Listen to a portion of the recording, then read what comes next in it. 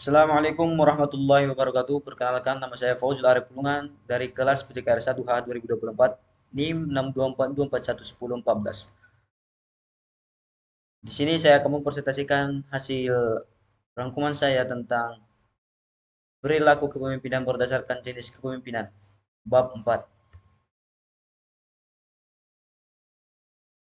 Perilaku pemimpin dalam organisasi ditentukan oleh jenis kepemimpinan yang mereka praktikkan, seperti karismatik, manajerial, dan transformasional, transaksional, kontingensi, moral, pelayanan interaktif, autentik, resonansi, dan disonansi.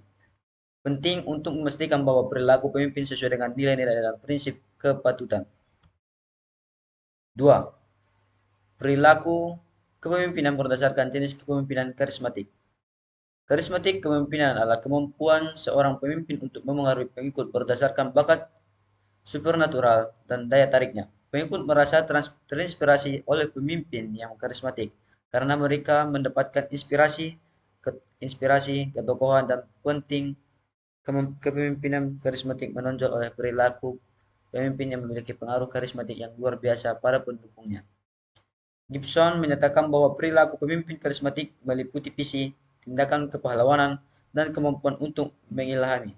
Pemimpin karismatik mampu menginspirasi dan memotivasi bawahan untuk mencapai kinerja yang diharapkan tanpa terpengaruh oleh rintangan dan pengorbanan pribadi. 3. Perilaku kepemimpinan berdasarkan jenis kepemimpinan manajerial. Menurut Letchworth, kepemimpinan manajerial fokus pada fungsi tugas dan perilaku pemimpin untuk memfasilitasi pekerjaan orang lain.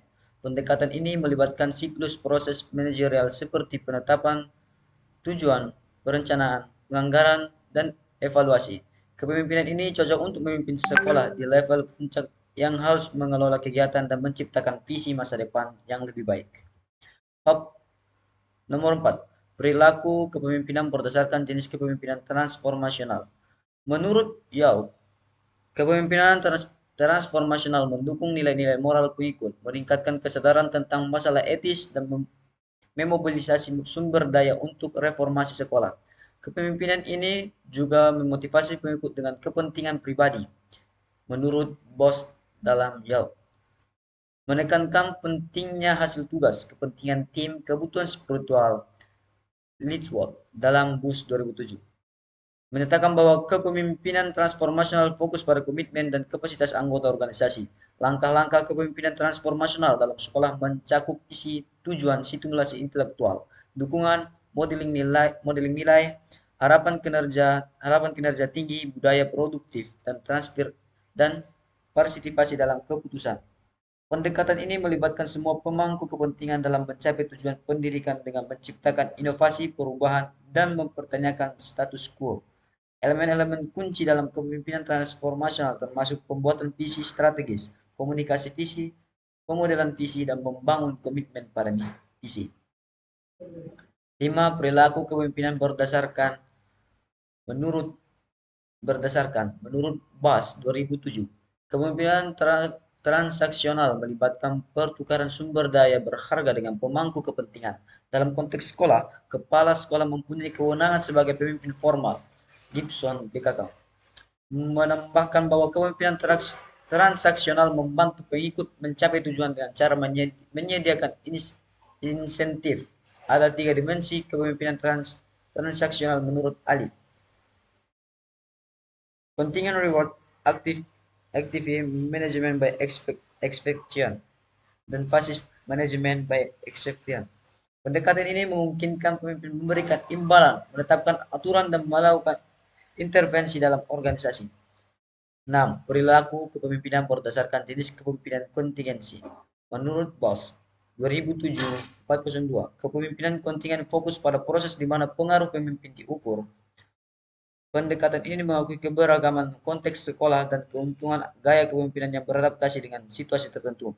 Respon pemimpin terhadap konteks dan individu dianggap efektif.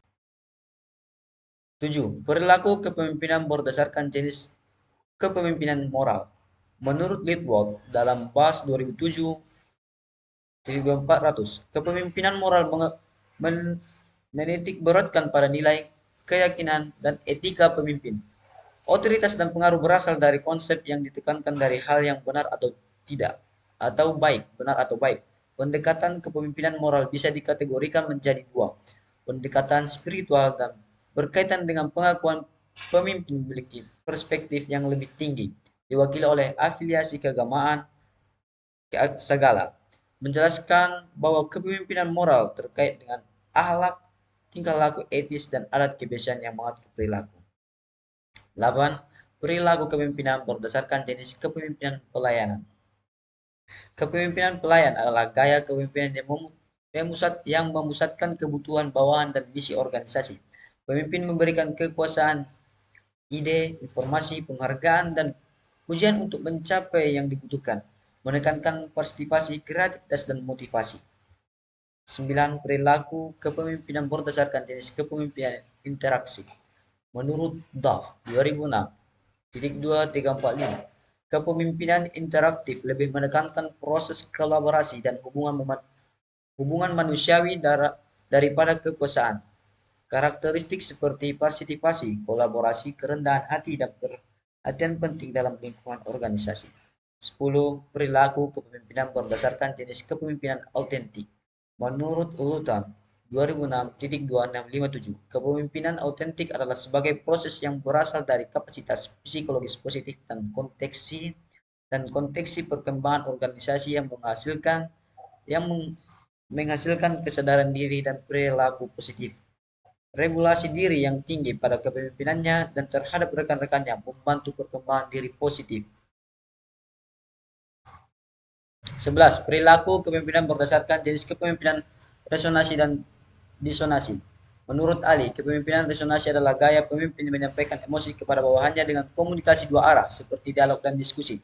Sebaliknya, kepemimpinan disonansi tidak mengizinkan dialog, membuat atmosfer tidak harmonis dan pemimpin yang kasar dan menimbulkan rasa takut. 12. Penutup. Kepemimpinan awal mengaruhi perilaku anggota organisasi. Pemimpin yang memahami pengikutnya dan menerapkan jenis kepemimpinan yang sesuai memengaruhi anggota secara positif. Komunikasi, interaksi, dan kerjasama yang baik dengan pengikut akan meningkatkan kualitas dan kinerja anggota sebaliknya. Jika pemimpin gagal mengenali pengikutnya, pemimpin akan mengalami kendala dan kegagalan dalam memengaruhi anggota secara benar.